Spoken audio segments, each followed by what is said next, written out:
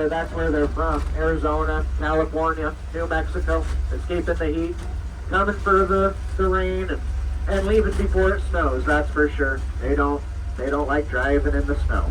Nobody does. And we don't blame them. We don't like it either, so that's fine. We love them.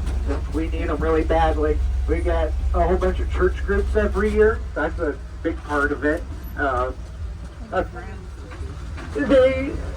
don't know exactly why we get so many. We get a Christian missionary group called Crew. A lot of them are college-age students, and they're doing whatever they're doing with their church group. And while they're doing that, they have to stay employed. So they work for whale watching, and they drive the tours, and do the greetings and stuff like that. Yeah, you rent, the college sometimes rents out their dorms to more than just college students because housing here is really, really bad. And some people live in the dorms, yeah. Yeah, I don't know about the Crew kids. I guess the mission's completed, actually, because we haven't seen them for like 5 years, so I don't know what goes on with them anymore, but I don't think they come up here anymore at all, so. And they were nice, they were awesome, we loved them. And a lot of Mormons, that's a good portion of all the people working here. Good 30-40% of all the people that come up here are Mormon. And I don't know what the deal is with that. I don't know if we recruit at BYU or what's going on, but we get a lot of Mormon people every year, so. And nothing wrong with it, right? I mean, these are some pretty awesome people. Talk about best dressed to the interview. They show up, and they do a good job, and we just love them. There's a little over 1 million people living in Alaska total. So every year when the cruise ships come up, it's like the whole population of the state coming to visit us 4 or 5 times over. So yeah, we take everybody we can get. We got Mormons on board. We got positions open, is what I'm trying to say. At the end of the season, people are starting to leave, and we need you. So those are all caused by a little parasitic plant growing on the tree called dwarf mistletoe. What happens is the mistletoe grows on the tree. It tells the tree to send nutrients right to the spot that it's growing. That makes the tree grow those really large limbs. Those limbs are going to get so big that they either fall off of the tree or they take the entire tree down with them. They're called widow makers because historically they fall down on loggers logging below, and they usually wouldn't get back up. Nowadays, it's very rare that those branches actually fall down and hit somebody. I mean, gosh, your cruise ship's much harder than mine. No, folks. Besides the branches that grow above the road, we don't cut down any of those branches. We don't stop the spread of the mistletoe, nothing like that, because it's part of the forest's natural rejuvenation. When those branches fall down or the tree falls down, it opens up sunlight to the bottom of the canopy. It lets the new generation of plants grow in. That's kind of what a forest fire does, but we don't get forest fires right here in Juneau. So we have the mistletoe. And you can probably tell why we don't get forest fires. Exactly, it just kind of sucks here all the time. So no forest fires, folks. Nice part is though, we're big water wasters. We don't conserve water whatsoever, folks. Whatever water you don't use in Juneau runs out the top of the cistern and into the ocean anyway. So you might as well use it. It's not going anywhere else. Some people, maybe they don't understand the water cycle or whatever it is. They hear about how much water that we use, and they think that if we didn't use it all, it would somehow go to them down in California. No, folks. There's no giant faucet. We don't run it in reverse.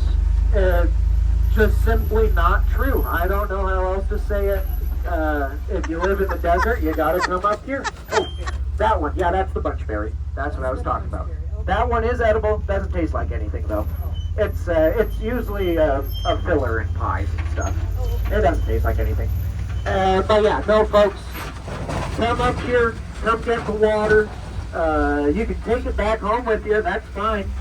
But no, No pipeline, nothing like that. It doesn't, that's just not how water works, you know? We have 90% of all the world's fresh water up here in Alaska, Canada, and Siberia.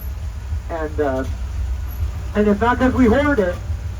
It's because it's just, that's how the water cycle works. So come up, move here to Alaska, come get some water, man. It's pretty good. It's a nice place. Yeah? Yes. Called a burl. Burls form on trees after they get hit by something. Maybe an insect got in there and ripped it up.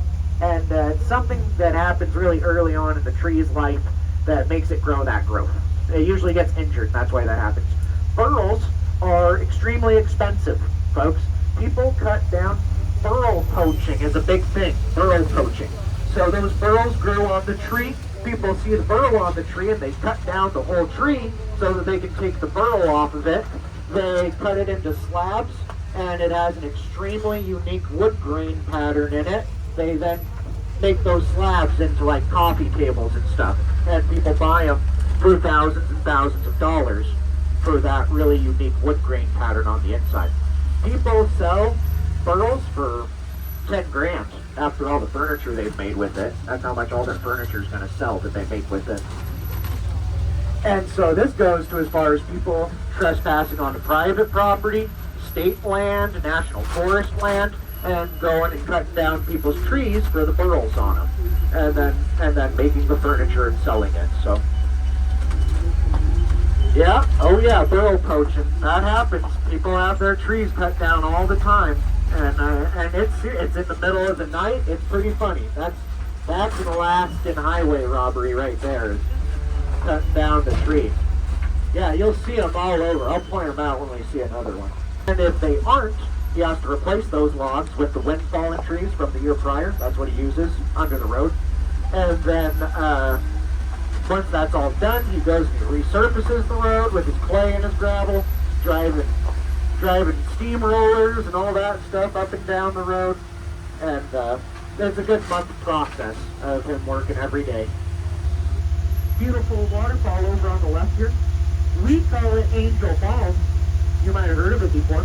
World famous waterfall, Angel Falls. Cross it off the bucket list, folks. You made it. That's Angel Falls right there. That's right where the landslide shot through in the 80s. Was that gully right there? The landslide shot through the gully with so much force and pressure that if we were here on that day, it'd have gone over our heads out the other side. Would have totally missed us. That's what the manual says. Just like an Indiana Jones movie, that's what it says in the parentheses. Largest upside down tree on the property. Holds 300 plants, it's not a capacity. Everything in the tree gets dug up before winter. Except for the little white flowers over there, those are bacopas, and the clover plant with the yellow flowers. Both of those are annuals, they die every year anyway. We don't dig them up. Everything else is a perennial that doesn't survive the winter. Yeah? Can't wait. They are perennials. They don't survive the winter. They have to get dug up, put in the greenhouse, yeah. Yep, yep, they don't like it here. Only in the summertime.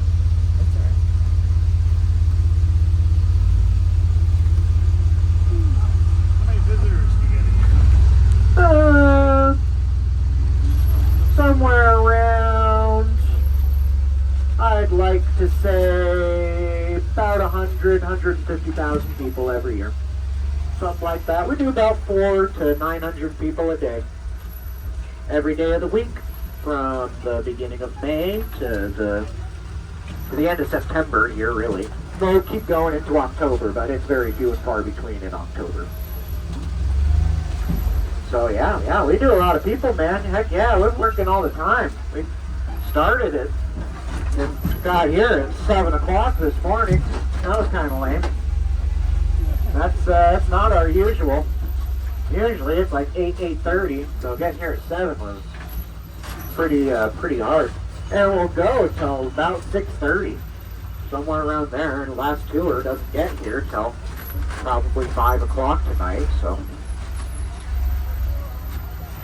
Yeah. Yep. Yeah, that's how we do it. I like fishing too. I'm a resident of Alaska, so I got 187 sockeye salmon for the year between me, my brother, and my uncle. As we eat in the wintertime, a lot of salmon. We'll go moose hunting really soon too, and that'll fill up the rest of the freezer as we eat in the wintertime. Not here. Not here in Juneau. 30 miles out the channel that way is the Taku River. You take a left, and then you go another about 5 miles up the Taku River, you hit British Columbia. That's where all the moose come from. It is up from British Columbia, and you can see the border too. The border, you don't know, the whole U.S.-Canada border is cut in a 20-meter wide section, the whole 5,000 whatever miles it is. It's called the Slash. We spend $1 million every year to keep it cut alongside Canada. There are hiking trails to go and see it. I mean, the whole thing's cut, so.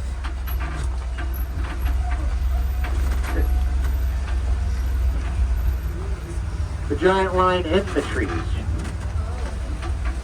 Yes, it's a giant cut through the forest. They love cigarettes. They love cigarette butts, and old smoked, dirty cigarette butts. They love digging those up and eating them. They love beer. They're kind of like my uncles when I think about it. They're really gross, nasty animals. He's talking about bear. And I don't know why the cigarettes, I think they like pungent smells. And so the cigarette is a really nasty, pungent smell in it. They don't do it more than a couple of times before they realize that it's not food. But the gasoline and stuff too, yeah, they try it. I don't think they ever eat a lot of it. They just try it and then realize it's not food. But they're very curious animals. They sense the whole world through their nose and their mouth, so.